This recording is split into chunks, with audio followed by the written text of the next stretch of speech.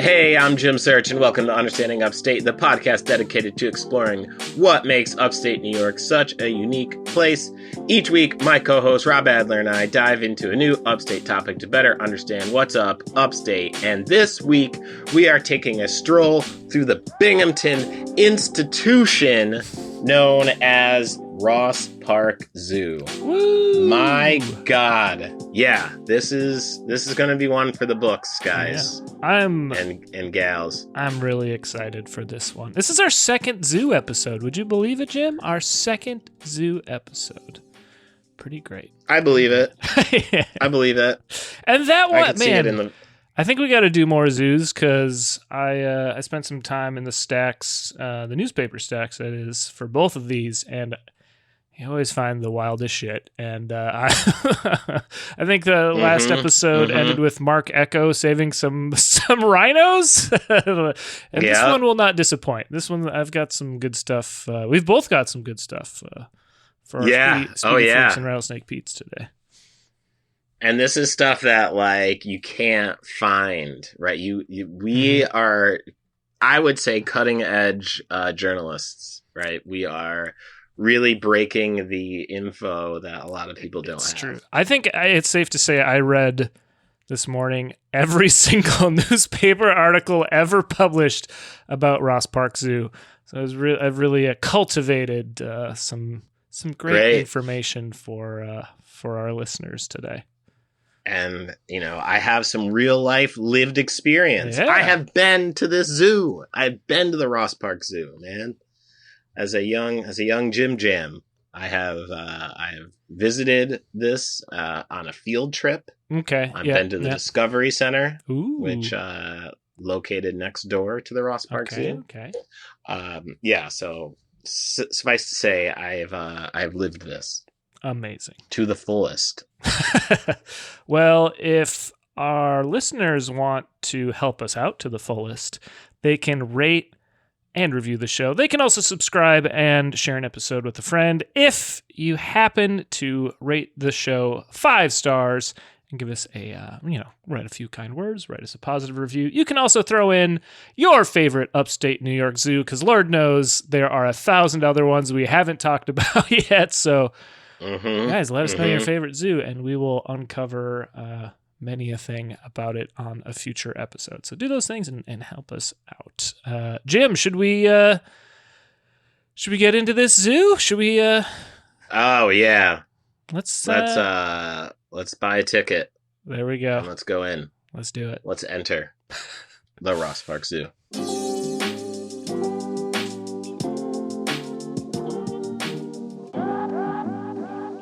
So, the Ross Park Zoo is a zoo located in Binghamton, New York, baby. The zoo was opened in 1875, making it the 5th oldest zoo in the nation. Wow. That's kind of wild. The zoo, known as the Binghamton Zoo at Ross Park from 2005 to 2020, is open year-round. In fact, when you go on their website, it I think like the headline is America's 5th Zoo. Like that's just something they brand it. Right. Like, at what point? Like I feel like number 5 is the cutoff for that. Like if you're the 6th or later, you're not advertising. Like 5th just gets right in under the line. They're right there. They're right at the right before it's like, like the 7th or like the 12th. It's like nobody gives a fuck about that. That's old hat. 5th, 4th, 3rd, 2nd. Yeah. 1st is pretty good too. Yeah. In these sort of situations. For sure. But yes, Binghamton, by the skin of their teeth, story of our town. So let's talk a little bit about the history of the zoo, baby. The Ross Park Zoo sits tucked into the northern face of Binghamton's South Mountain, where the rich often go to play. The zoo officially opened in 1875, as we said, making it the 5th oldest zoological institution in the country, behind such communities as Philadelphia, Chicago, Cincinnati, and Buffalo.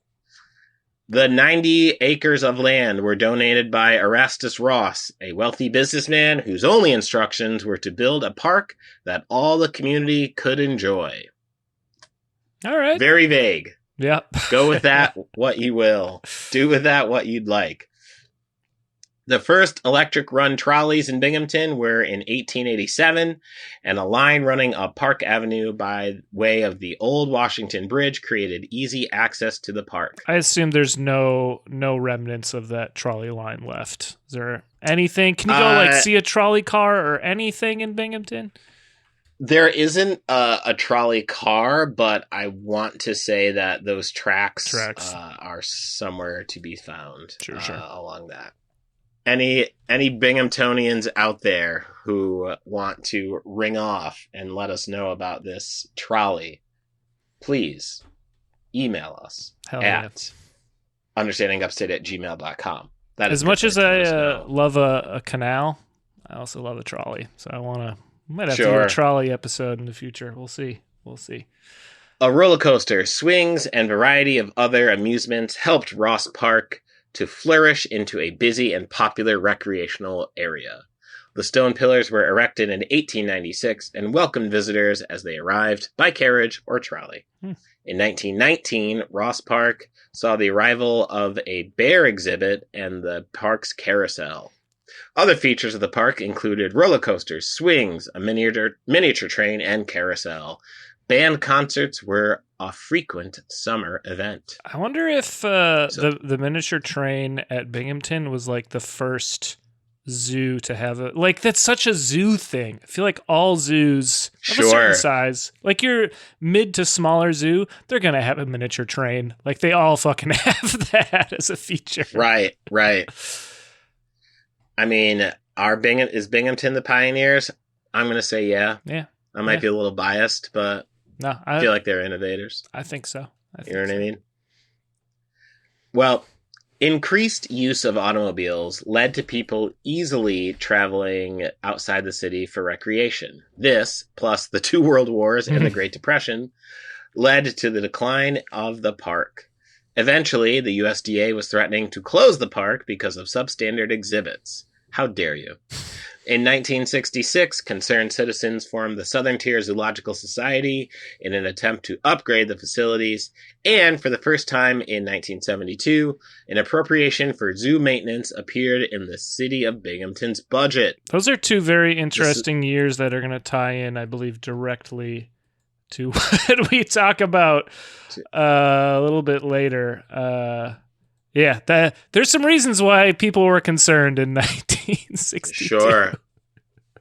We'll get there. I am very excited to learn more about this. Mm-hmm. The society was granted a contract by the city to oversee the operation and maintenance of the zoo in 1977 and has assumed additional responsibilities ever since. The zoo was first accredited in 1987 and has received accreditation in 1992, 1997, and 2009 by the Association of Zoos and Aquariums. Mr. Ross donated the zoo enough money for it to run for many years. Darn decent of you. All right. He intended it to be free for all guests, as well as the carousel that is on the outskirts of the entrance of the zoo. However, the zoo now has a nominal entrance fee. The carousel remains free of charge to ride. That's right, baby. Mm-hmm.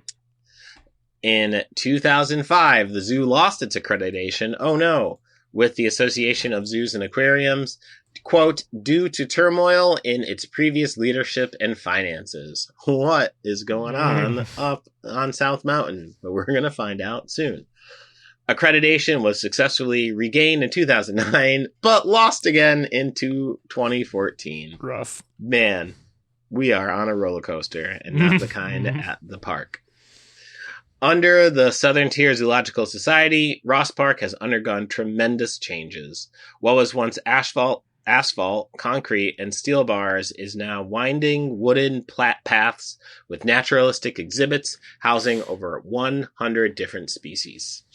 A strong emphasis on conservation education has created an outreach program that serves over 20,000 people in New York and Pennsylvania. Ross Park Zoo, come fuck with it. Rob. Yes. There are some animals and facilities that we should talk about. Sure are. And we'd love to hear what you have to say about that. Let's learn about what the Ross Park Zoo has to offer in way of furry little friends and feathered friends, probably some slimy ones too. It's inclusive. Sure.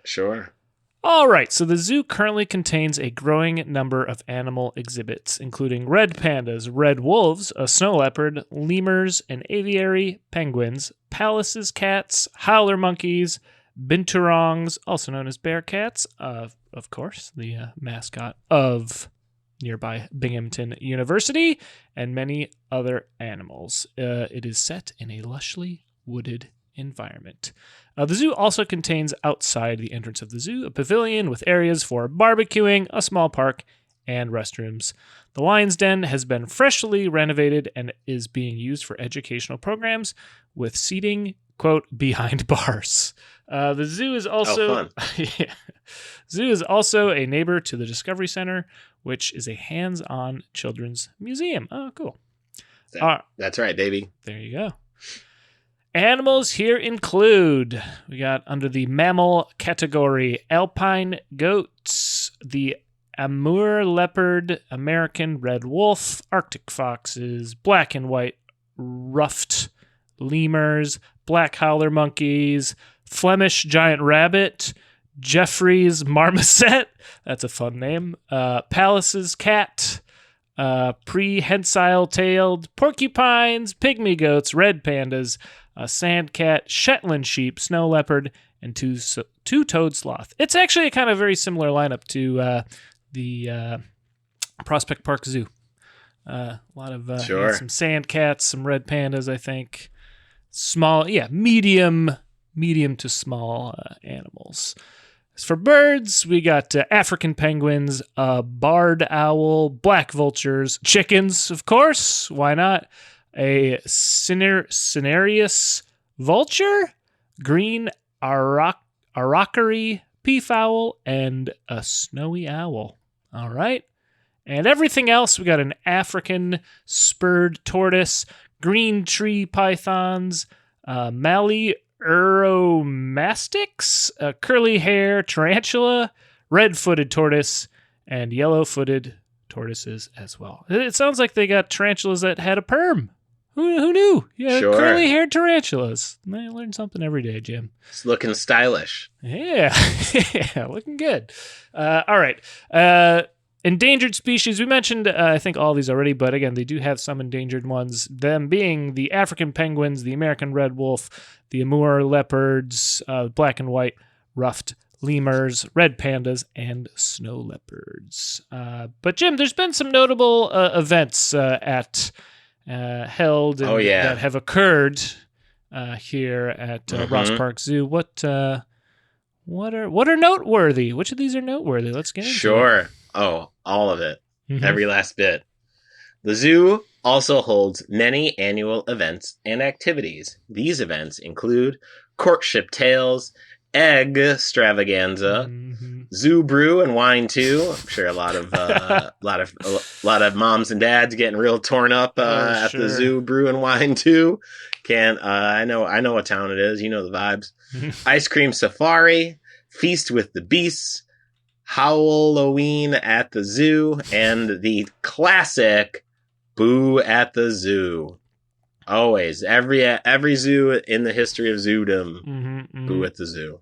There you go. And in more anecdotal local to our podcast news, a guest of our podcast, Stephen Brown, once took a date there.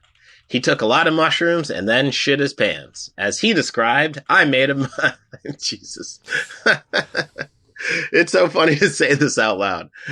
As he described, I made a mess of myself there. She still likes him to this day. Well, how about that? Made an impression, I guess. Made an impression. Sure. He and I did fact check this to ensure accuracy. Sure. And I believe my text was, I texted him. I said, hey, I just want to make sure you shit yourself at the zoo, right? He's like, I made a mess of myself there. Oh, boy. Oh, boy. Listen, folks, this is why you fuck with this podcast. This is why you come fuck with us. Is because we bring you the shit that you can't look up on Wikipedia. You can't find out about people shitting themselves at the zoo. Where else? Where else are you going to go? Where else are you going to go? Tell me. I don't know. I'd love to know. I don't know. Yeah, Exactly. You go give us a 5-star review. Go give it to us because we earned it. Speaking of reviews, we do have some reviews from the Ross Park Zoo. Mm-hmm. This has come to us courtesy of the folks over at Google. Our first review, and if you've tuned into this podcast, you know that we need to show you both sides of the fence here. We need to give you the 5 stars, and we got to give you the 1 stars. And then you make your own opinion. You say, hey, do I really believe this 5-star, or do I think that they were a little harsh? Mm-hmm, mm-hmm. You decide. So we're going to start off with our first review of a 5-star review, which was roughly a month ago. It goes as such. It was a great place in our life. My kids saw the old telephone, which they never saw before. And before they learn about the old telephone and all the history, they also tried to try it how, Jesus Christ, we're going to have to take that over because this is a run on. This is a lot of words. I'm not editing this out. We're keeping this. No, you want to run with this? Great. Fuck it. All right. We're going to kick this from the top though, folks. Yeah. It was a great place in our life. My kids saw the old telephone, which they never saw before they learn about the old phone and all the history. They also try it how to talk in old telephone. Wow. Imagine being this drunk and writing this review. The brew day at the zoo. Brew and wine too, man. We're not even finished. This is just like halfway through. Brew and wine 8, if you know what I mean. They had a few. Had a few. The zoo is clean and all facilities are very good. The other interesting thing is the wishing well. My kids put coins in and make a wish for a new backpack and new animals in the zoo. Okay, that's nice. All right. That's nice. Now, as the pendulum swings one way, folks, just a month ago, a real recent. That was just a month ago. Recent review. Right. These are all pretty fresh. Now, as I was saying, the pendulum has to swing one way. It invariably has to swing the other. Mm-hmm. I'm going to give you a 1-star review of roughly 11 months ago. Went here today to find something to do with my grandson. You had to walk up a huge hill and was a long time before you got to see any animals. Now, is the hill really the hill? Yeah. There's ways around that. You're on a goddamn mountain, right? I don't know. You are nestled on South Mountain, and quite frankly, you knew that going into this. So I'm going to throw a flag on this, but we'll continue. By the time we got up the hill, he said, "This is boring." Well, that's on him.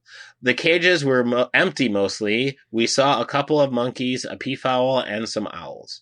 A couple penguins that were huddled in a corner, and what looks like a large house cat cage, and one had 3 legs. Oh, no. The animals... Oh, boy. Yeah, it's fucked up. The animals were asleep, and we finished the park in about 40 minutes. How long did you want to be there? Yeah. We did not have a good time. Wouldn't recommend. Again, folks. Tough. Pendulum swings. Pendulum's got to swing back the other way, man. And like that said, the pendulum's going to swing a different way with our final 2 reviews. Let's get into it. Again, another pretty recent one. This is 2 months ago.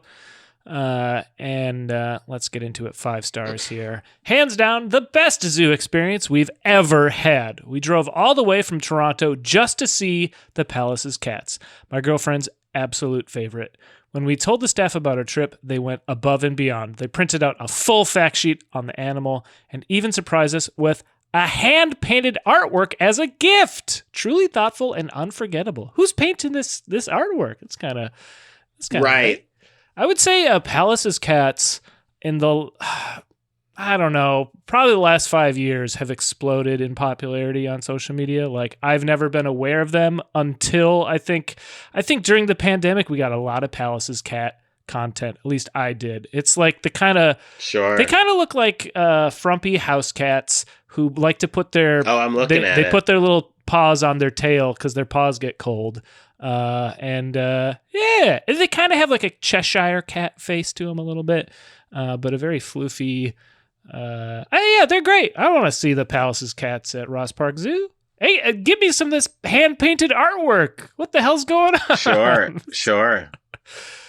That's now, pretty cool. I will say, I'm looking at the reviews here, and you cannot keep them as a cat. You cannot keep them as a pet. No, you cannot. Nor can you cuddle them. No, just don't do it. No. But go look at them at the zoo. Go look at them. Don't get fucked up. Yep. I would say sand cats are also similarly pretty cool looking, but you don't want to. They're very small. They look like little desert foxes, basically. You don't want to. Yeah, wild animals. Wild. Animals. Speaking about wild things, let's get to this 1-star review to close us out. This is a little bit older. This is from 5 years ago. Drove up from Pennsylvania to visit the Ross Park Carousel and the zoo. Arrived only to find out they were closed, even though the website said they were indeed open. The gates were open, so I walked in and made my way to a nearby picnic table to get my phone out. Another couple entered and asked us if it was open. The group of men drove by in a truck and yelled at me, "We're closed!" Nice. Well, maybe they should put on their website before people travel. Both areas were closed. Yeah, Jim, it would have been August 2020 when this was written. I mean, shit might have been closed. Yeah, that public gatherings, I don't know, perhaps not the best time. Way to use the context clues there, or way to do the inferencing there as to why this just possibly could be closed. All right, now let's do some more investigating, shall we, Jim? I've got no fewer than, I think, 12 or 13 articles here about the Ross Park Zoo in Binghamton, and there's some real interesting things here that I uncovered, and then we'll again talk about the loss of accreditation a little over a decade ago by the zoo as well. Should we get into it, Jim? Should we open these newspapers up? Let's talk about it. I was really excited. Anytime we get something that is as old as this, like, man, there's going to be a lot of articles. There's going to be a lot to find. And I was kind of surprised there wasn't, usually with some kind of brick and mortar institution like this, you'll see, they're expanding. They're opening, the lizard wing or whatever, something like that, or not a lot of updates like that. But I, again, did find some interesting things. Let's jump in here first with the Journal News, September 23rd, 1932. Binghamton. A nice fat porcupine was captured by an 8-year-old girl as it wobbled along a street here. The capture was made by Lillian Barnes. She donated her catch to the Ross Park Zoo. And this is not the only time we're going to see this. Evidently, you could just donate animals to the zoo back in the day. Like, I got a big-ass porcupine. Feel like that could be problematic. Yeah. Feel like there should be some real vetting that goes into that. And at that point, the zoo was like 50 years old, man. They should have been. Right. It's not like they were brand new and short on animals. Come on. This next article comes from the Sullivan County Record, July 17th, 1930, a little bit earlier. Buck caught at Cockatoo? Cocheton? Is that how you say it, Jim? Cocheton? Cocheton? Are you familiar? I'm not. I don't know the pronunciation of that. Well, a buck deer was caught at Cockatoo and was taken to the Ross Park Zoo at Binghamton last Thursday by truck, by permission of Chief Legge of the State Fish and Game Commission. The buck was captured by H.M. Page of Cockatoo after it had become tangled in a barbed wire fence. Page replaced it in a box stall and treated the injuries it received from the fence. Again, we're getting, Ross Park Zoo back in the 30s. You got a wild animal? Yeah, just bring it over. On over. They got to knock on the door and they're taking them in. They're Let's taking go. it in. Doing some like wildlife rehab though too, which is, nice to see. Then we got in the Endicott Daily Bulletin, December 13th, 1946. Yule note, 3 reindeer added to zoo.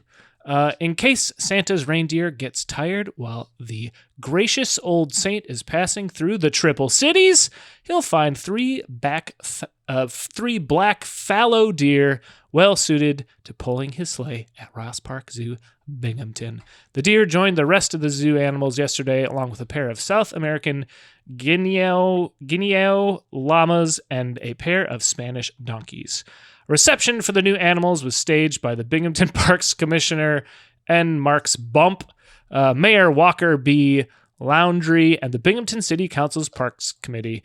New yards and shelters have been constructed for the arrivals from the Catskill Mountain Game Farms, which might be the zoo we talked about previously. I don't know if it was like the Catskill Game Zoo, or I can't remember the exact name, but that might be a connection there.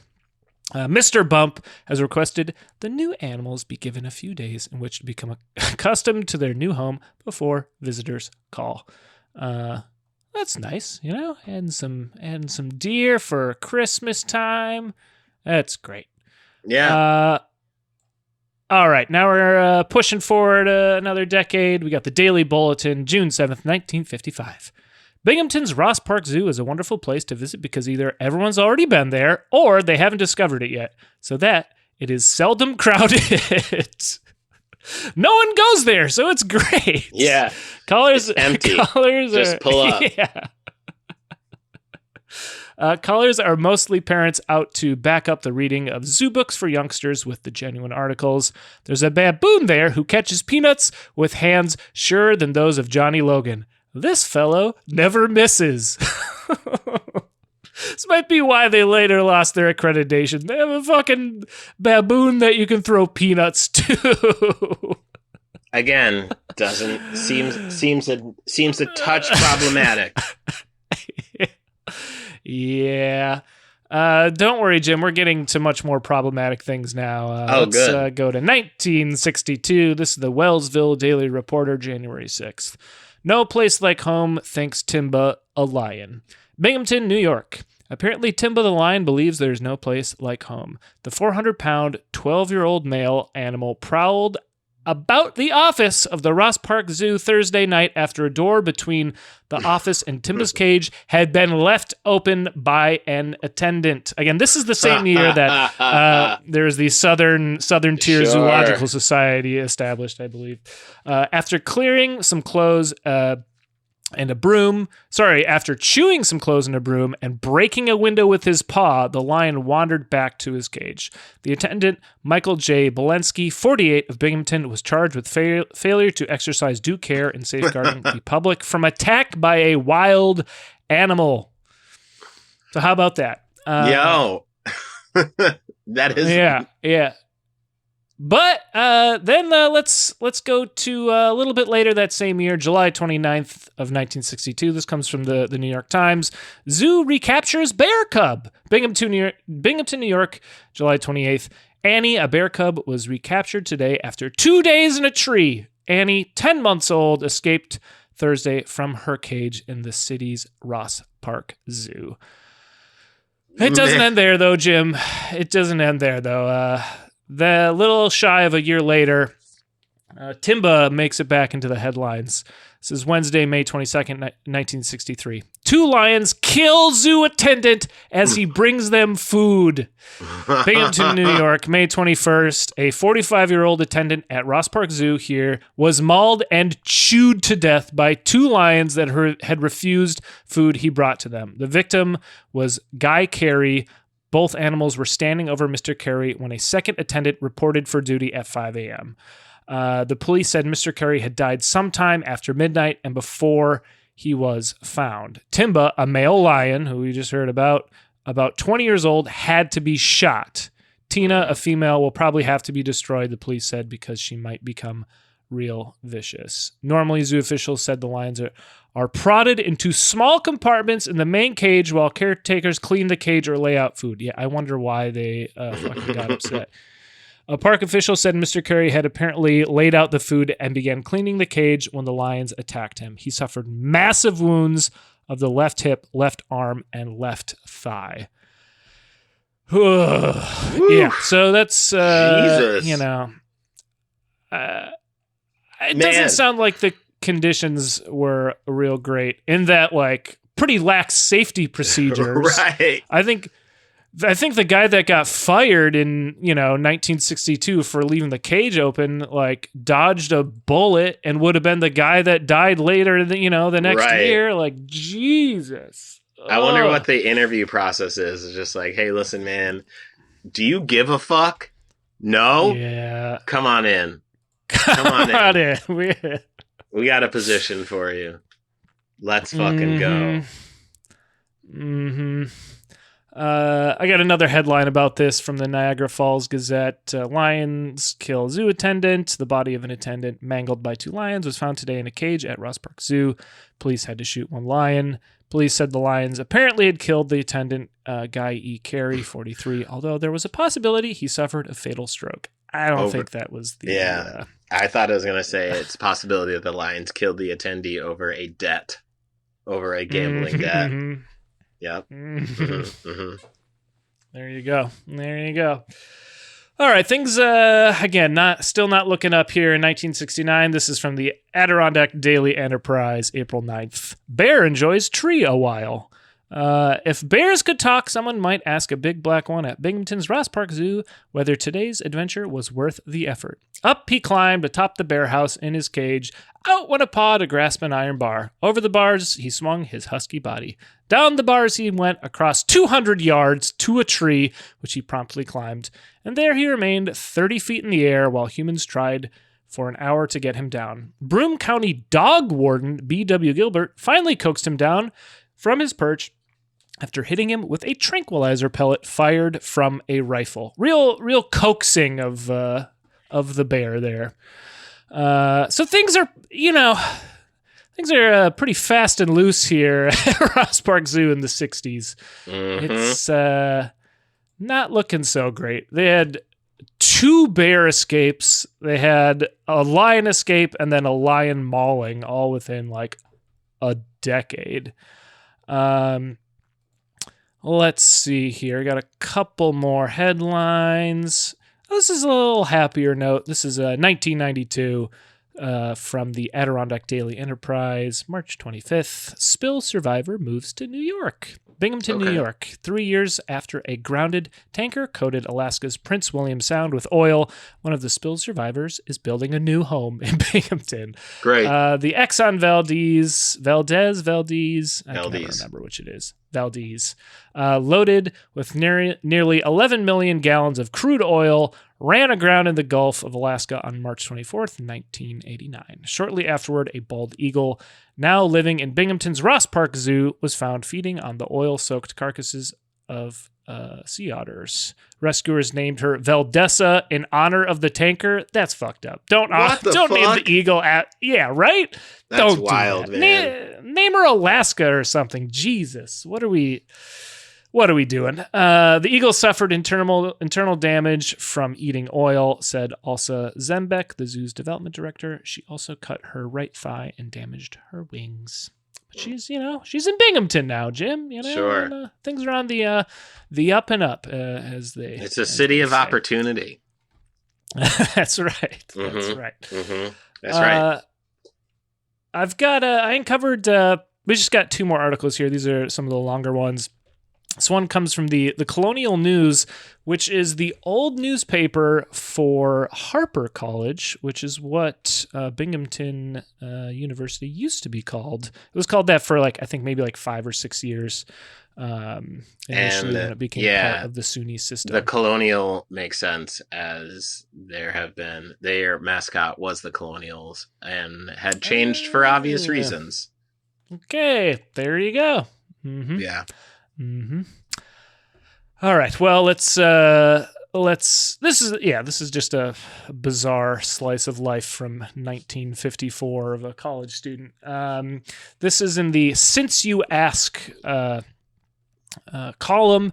Question: In what manner do you suggest we dispose of Christine, the skunk who owns the foul smell odor under our lounge?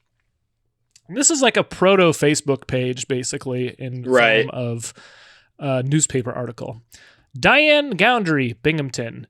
First, I think an investigation is in order. This looks like a subversive movement to me.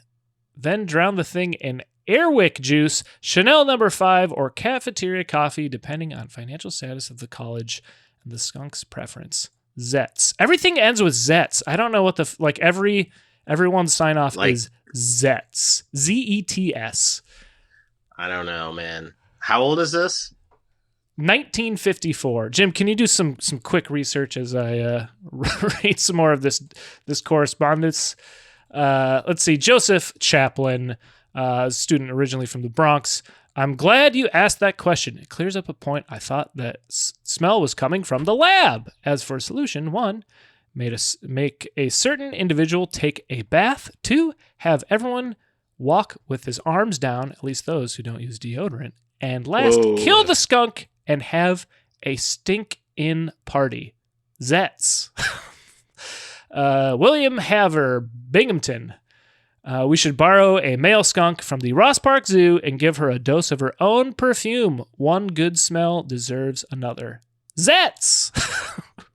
Rose Tavino from Brewster. Have students or faculty raise a reward of $50, and I myself will go down and get him or her. Zets.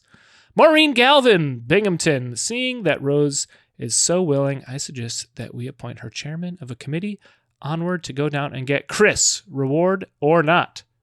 Zets. I'm getting tired of saying Zets, Jim, but I'm reading it like I see it.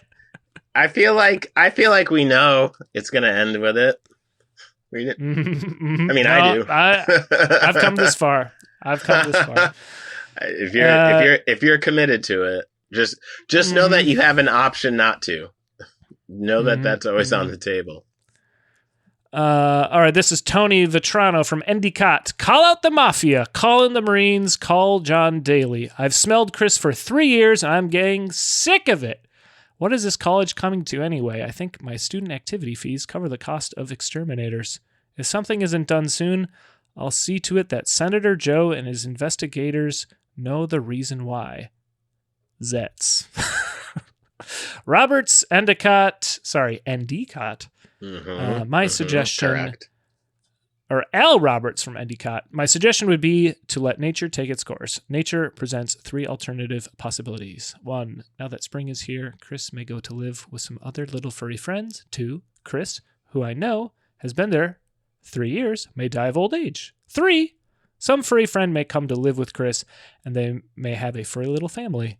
If the third happens, I'll be glad to give you some more useless advice. Zets. Just a weird little discourse. Everyone not realizing they could just capture the skunk and evidently drop it off at the Ross Park Zoo. Sure. I mean, you might get sprayed the fuck up, but yeah, that's true. I mean, $50 though is what people are offering up. $50 in 1955 or whatever, 54. That's pretty good. It's a pretty good payday back then. It's probably like $1,000 in today's money, as far as I'm concerned. Jim, did you were you able to discover what Zets means? Just me. I mean, I looked, but I'll tell you what it probably means. It's just some weird shit. Yeah. Some weird, Jim, I think we behavior. have a new official sign off, and it's Zets. You can. You're more than welcome to it, man. Oh, I will. All right, let's bring things into the more recent times here with a article talking about the loss of accreditation in 2014. Article titled "Binghamton Zoo Losing Accreditation." This is from PressConnects.com, which I assume pulls in. Pulls in some local. I have looked there quite frequently for sort of any sort of local arrests. Those are important. See if I know any of the people that have been arrested. Press Connects also had the nerve to charge for the subscription, which I thought was bullshit because, come on. What are we? The writing on it, and I have to be critical. You can be critical of the things you love. Sure. The writing level of Press Connects is like 5th and 6th grade. There are some articles that I'm just like, yo, man, I don't know who's writing this. But anyway, so proceed. Well, you set the bar low for this final article. Binghamton Zoo losing accreditation. The Binghamton Zoo at Ross Park will lose its Association of Zoos and Aquariums accreditation at the end of the month. By losing its accreditation designation signifying a zoo meets or exceeds professional standards, the local facility will lose eligibility for certain grants and exemptions from some federal and state government permits. Less than 10% or more than 2,800 animal exhibitors licensed by the federal government are accredited by the AZA. Oh, that's depressing. That's no good. Only less than 10% have accreditation? Yikes. Yikes. Yeah. That means there's some real scratched off serial number zoos happening right now. Yeah. Let's see. The Binghamton Zoo has been accredited since 2009 after losing its designation in 2005 and sought an extension since its run out at the end of September, said Binghamton Zoo Interim Director Steve Contento. The request was denied earlier this month by the AZA, which cited concerns about deferred maintenance, low employee salaries, and financial instability. 3 AZA representatives inspected the zoo's facilities during several days in July. Contento said the AZA suggested some animal enclosures feature additional slide bolts and the zoo move its grain storage. He said there were no major concerns tied to animal safety. Well, that's a first for the Ross Park Zoo. Seems like they made some improvements. Yeah. Unfortunately, AZA inspection is a picture in time, Contento said. In June, a U.S. Department of Agriculture investigation found a veterinarian wasn't allowed to properly test a sick goat at the Binghamton Zoo, and a rabbit in the educational center was being kept in a rusty tub. What the fuck? You can't do that. Contento said those were not the reasons the zoo lost its accreditation, but said the AZA does review those reports. AZA Senior Vice President Rob Vernon said the zoo will continue to participate for the time in their organization's conservation programs designed to create diverse populations of endangered species in captivity as a non-member. Member zoos collaborate to pair animals in the program, and Contento said the zoo hasn't been contacted about ending any agreements.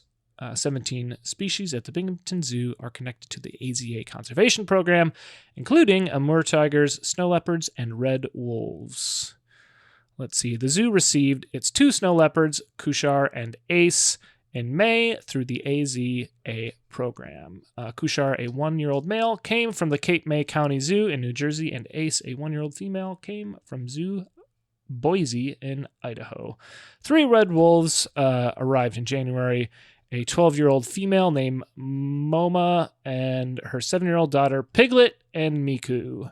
The 3 were bred. Just a young family trying to figure it out. The 3 were bred in Connecticut and are critically endangered species.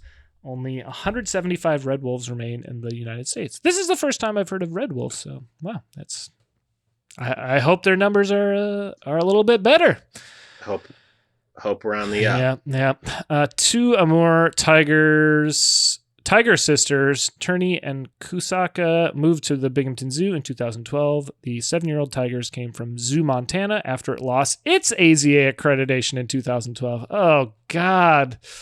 Contento, who left the zoo in 2002 after serving for 17 years, came back as director emeritus in February 2012 to plot a course for the facility's long-term future. He makes $55,000 annually. Man, that's... What year is this again? 2014.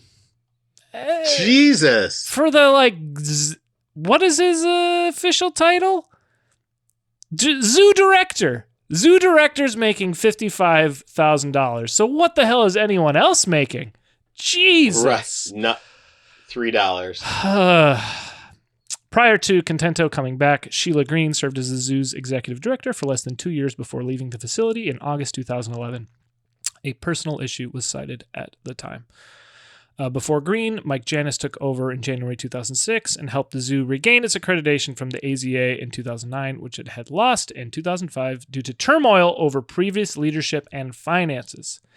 In an email Thursday, Vernon said securing accreditation is difficult and the AZA intends to work with the Binghamton Zoo. Contento said the zoo will have to wait at least a year before it can apply for reaccreditation. Accreditation with AZA is renewed in 5-year spans. The zoo's budget for 2014 is about $1 million, of which $258,000 came from Broome County. That seems like a small budget for a zoo with, the kind of animals they're housing. On Thursday, County Executive Debbie Preston said in an email she was disappointed the zoo's accreditation was not renewed, but thinks it has been making positive improvements. The zoo's financial situation is heading in the right direction, Contento said, noting all previous debt has been erased. The zoo replaced office building roofs and repaved paths last fall in efforts to catch up with deferred maintenance. Contento said the zoo will still move ahead with plans for other offerings and renovations. We're still going to be here for a long time, Contento said. There are 20 full-time employees and 4 part-time employees that work at the Binghamton Zoo. An expanded gift shop is expected to open next year and will be placed at the zoo exit. The current gift shop by the lower parking lot is expected to bring in $65,000 this year. That seems it's barely going to pay for the director of the zoo. The math isn't mathing here. Yeah. I'm going to be. Well, the problem is they're giving away free hand-painted artwork to anyone from Toronto. We gotta scale that back, guys. Sure. Goodness. The zoo plans to hire a general curator to oversee the animal care staff, and the river otter exhibit is slated to be updated this winter. The zoo is expected to have about 60,000 visitors this year, an increase from the 55,000 in 2013. It's not a lot of visitors, man. On Thursday, Nick Keeley of Walton brought his wife, children, and mother to the regional attraction. His mother, Susan Keeley of Endicott, said she was sad to hear the zoo would be losing its accreditation. She said the zoo tries to do its best, and it can be viewed as a luxury in Broome County. It's not like they need to have this huge zoo in this area, she said. This is the second trip of the year with Nick Keeley and his family. It's cheap afternoon entertainment, he said. That's where the article ends. Yeah, there you go. The Ross Park Zoo, Jim. How about it? I mean, as a native, how about it? Yeah. I mean, there's I feel like there's like a sitcom based on just the turmoil, the turnover, the firing, the mess that's involved there. It could also be like a thriller and or a horror film, what with the maulings and all. Sure. There were animal murders, animals murdering people. Justice for Timba is what I say. So like a sure. Well, when you fucking stuff lions in a cage, they remember that. Yeah. The body keeps score. I feel like if I'm the night shift lion keeper, it's 2-on-1. They had 2 lions and 1 guy. I feel like I want one other person watching my back, man. That's rough. Right, man. Or some sort of taser or something, a long stick? Man. But give me a long stick. Nope. I'm pushing that food over. Yikes. Sure. Yeah, that I feel like that is a true fuck around and find out scenario here. Mm-hmm. That's unfurled. Well, we certainly found out about the Ross Park Zoo today, Jim. We really did. Oh, we did. Yeah. Again, we did. Zoos are real. I feel like they're, they really are great topics. Some of it is certainly sad. But there's often a lot to uncover with these upstate zoos. Mm-hmm. Mm-hmm. Well, I'm glad glad some light could be shined on my local zoo, for sure. For better or worse, because you know what? That's true. Life is complicated. Two truths can exist at the same time. Hey, do you know what's not complicated though, Jim? I don't. It's how listeners can have a positive impact on our show. And that's by rating and reviewing our podcast. Again, give us 5 stars. Let us know what your favorite upstate mauling is in the comments, and we'll cover it on a future episode. Yo. I mean, there's so many. I don't. Yeah. And it doesn't even have to be. I don't mean to make light, but. It doesn't even have to be an animal mauling. You could have a person-on-person mauling. True. I've seen a mauling occur. You know what I mean? So I know that those maulings exist, folks. So don't be shy. That's all I'm trying to say out here. Don't be shy. There you go. Again, share an episode with a friend. That helps out a lot, too. We really appreciate if you guys take any of those steps. Jim, yes. What are we going to be stepping towards next week? Do you have a hint for what we're going to be talking about on next week's episode? Oh man, let's just say the mineral water is going to be flowing, man. It's going to be great. You're going to love it. Nice. It's going to be refreshing. It's going to be good. It's going to be good. Well, I would love if you shared with our Sweetie Freaks and Rattlesnake Pete's anything you might want them to discover. Oh, hell yeah. All right, so check this out. Here's the deal. Let's say you go on LinkedIn, right? And you get you get a job as the director of the Ross Park Zoo. You're really excited about it. But then you see how much you get paid. And you're like, fuck me. I'm going to have to live at the zoo. That's what you tell yourself. And you're a little sad. But you realize that money comes and money goes. So you say, I need to cheer myself up. Well, I'm here to help you with that.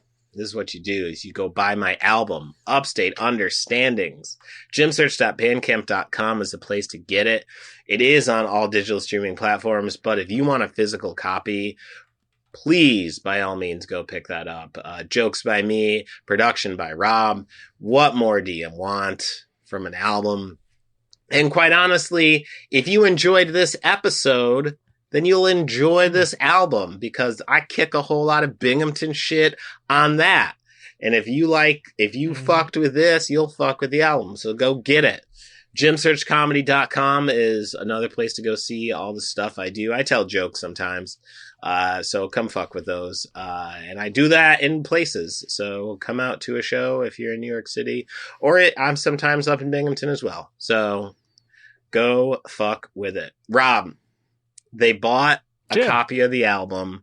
They bought some sick merch. They're stepping into the end of summer correctly, but yet they still have more disposable income. What can they do with it?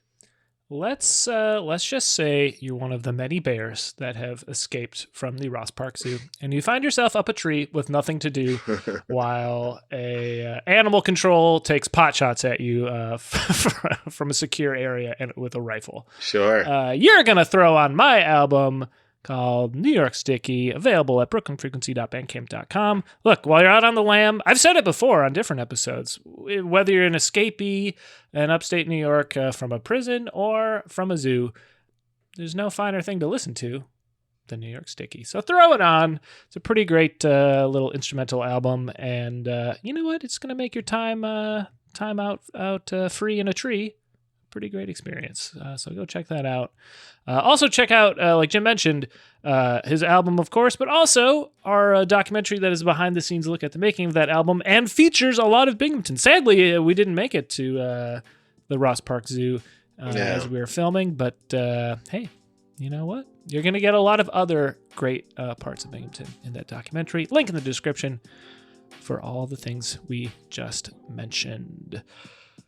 Jim, that brings us to an end here with our episode. Are you ready for a little up pun? I am. I'm ready for it. To close this out? Well, Jim, I I'm going to make like a bear and get up a tree. So let's get on out of here. Perfect. I don't know, not my best, but you know. You know what? It got the job done. It got people where they needed to be. It did.